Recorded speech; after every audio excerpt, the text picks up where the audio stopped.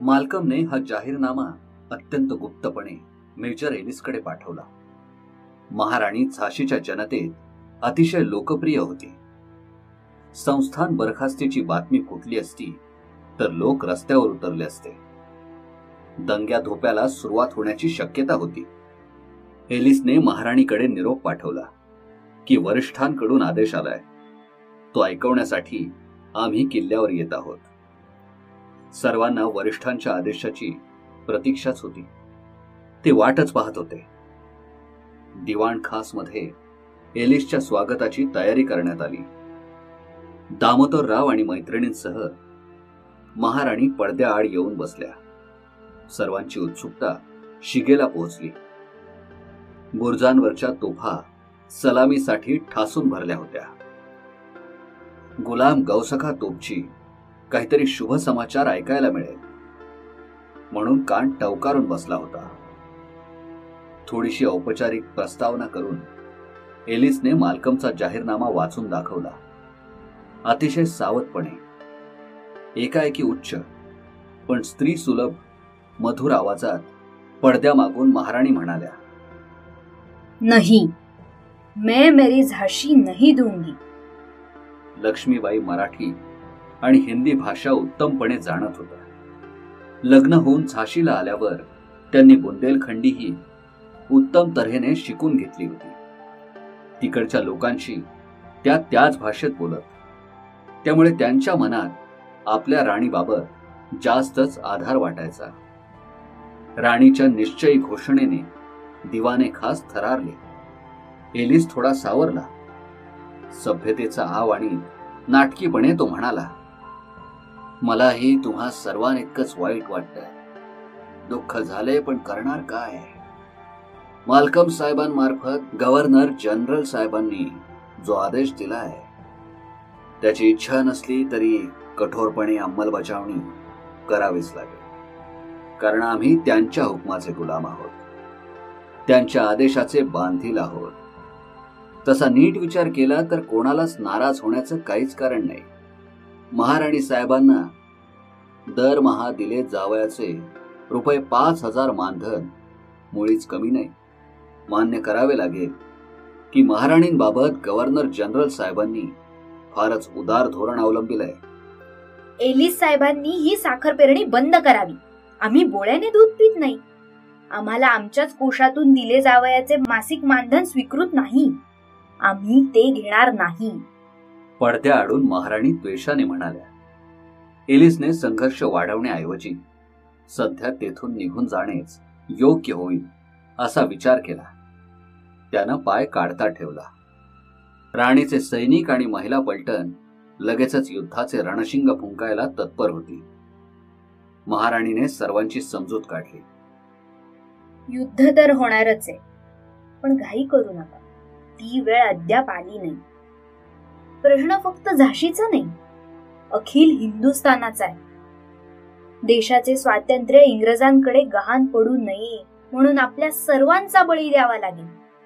आपल्याला त्या तयारीला लागावे लागेल. कारण प्रत्यक्ष किल्ल्याचा ताबा घेण्यासाठी इंग्रज बळाचा वापर करतील. एलिसने हळूहळू बंदोबस्त वाढवायला सुरुवात केली.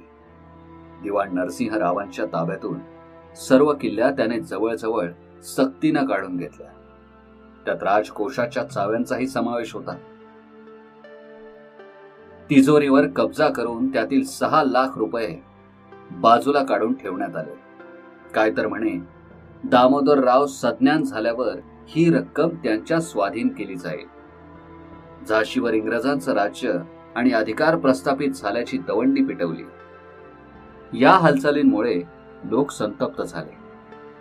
त्यांच्या मनात क्षोभ खदखदू लागला. त्याबाबत एलिसने माल्कमला गुप्त पत्र पाठवून परिस्थितीचे गांभीर्य सविस्तर कळवले.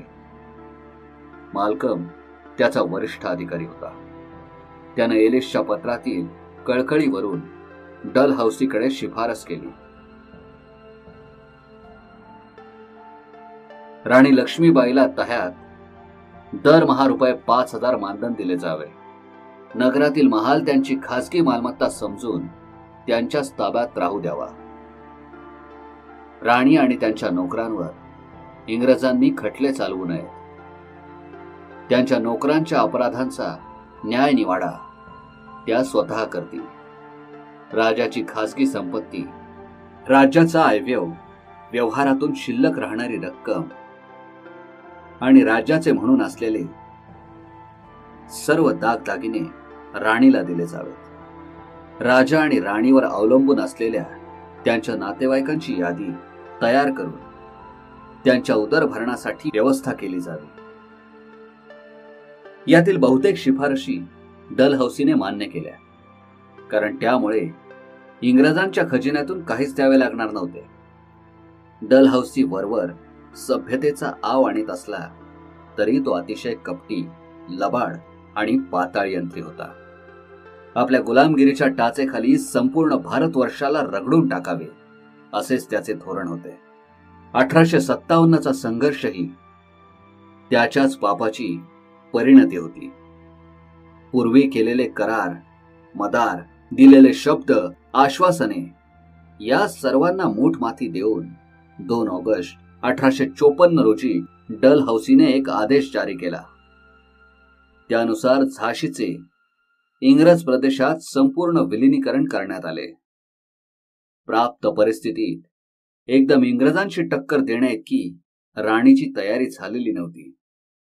त्यामुळे इंग्रज जे जे पर्याय पुढे करतील त्यांना मुकसंमती देण्या वाचून गत्यंतर नव्हते. त्या योग्य संधीची वाट पाहत होत्या. इंग्रजांनी हिंदुस्थानातले बरेच राजे रजवाडे दुखवून ठेवले होते. ते कुठेतरी जमून गुप्त बैठका वगैरे घेऊ लागले. इंग्रजांच्या वाढत चाललेल्या अत्याचारांबाबत विचार विनिमय करू लागले. इंग्रजांना हिंदुस्थानच्या बाहेर हाकलले पाहिजे यावर सर्वांचे एकमत झाले. इंग्रजांच्या सैन्यात इंग्रजांचा भरणा नाममात्र असायचा. याच्या उलट हिंदुस्थानातील सर्व जाती धर्माचे लोक केवळ पोटासाठी त्यांच्या सैन्यात भरती व्हायला उत्सुक असत. इंग्रजांच्या वतीनं ते स्वदेशी राजांविरुद्ध प्रामाणिकपणे लढत. त्यांचे सर्व वरिष्ठाधिकारी ते मात्र आवर्जून इंग्रजच असायचे. गुप्त बैठकीत निर्णय घेण्यात आला. आपले लोक इंग्रजांचे सैनिक असले तरी ती त्यांची केवळ लाचारी. त्यांच्यात गुप्तपणे देशभक्तीची ज्योत पेटवली तर त्यांना कर्तव्याची जाणीव होईल. आज ते इंग्रजांच्या वतीने लढतायत, उद्या इंग्रजांशी लढायला उद्युक्त होतील. काही लोकांना या कामी लावावे लागेल. सार्वत्रिक उठावाची गरज आहे. एकट्या दुकट्याचे हे काम नाही. एकट्याने प्रयत्न केला तर इंग्रज मुंगीप्रमाणे त्याला चिरडून टाकतील. राणीचे हेर प्रामाणिकपणे बाहेर सुरू असलेल्या उठावाच्या तयारीचा अहवाल सादर करीत होते. त्यामुळे महाराणी अजिबात घाबरल्या नव्हत्या. इंग्रज खरे म्हणजे नंबर 1चे धूर्त, परंतु त्यांना गाफील ठेवून राणी आतून त्यांच्या विरुद्ध तयारी करत होत्या. एलिसने किल्ल्यावर नियंत्रण राहावे म्हणून इंग्रजांची काही कुटुंबे आणून तिथे वसवली होती. सेनेची तुकडीही बाळगली होती. राणीच्या सैनिकांना काढून टाकल्यामुळे तो निर्धास्त होता. उठावाची तयारी इतकी गुप्तता राखून केली जात होती की स्वतःच्या पलंगाखाली काय जळतंय हे देखील इंग्रजांना कळत नव्हतं. त्यांनी किल्ल्यावर एतदेशीयांची जी फौज ठेवली होती तिचे प्रमुख होते वीर गुरबक्ष. मध्यंतरी एके दिवशी अचानक तात्या टोपे झाशीला आले. त्यांची आणि महाराणींची गुप्त मसलत झाली. सुंदर, मुंदर आणि काशी त्यांच्या मसलतीत सहभागी झाल्या. महाराणींनी विचारले, तात्या, काय म्हणते तुमची भ्रमंती? बाईसाहेब. तात्या, विसरलात ना? महाराणी हसून म्हणाल्या. थोडाफार अधिकार असू द्या बाईसाहेब. बोला तात्या. महाराणी म्हणाल्या, खूप फिरलो. जयपूर, जोधपूर, बिकानेर. मोठ्या राजांची आपल्या बाबतीत सहानुभूती आहे.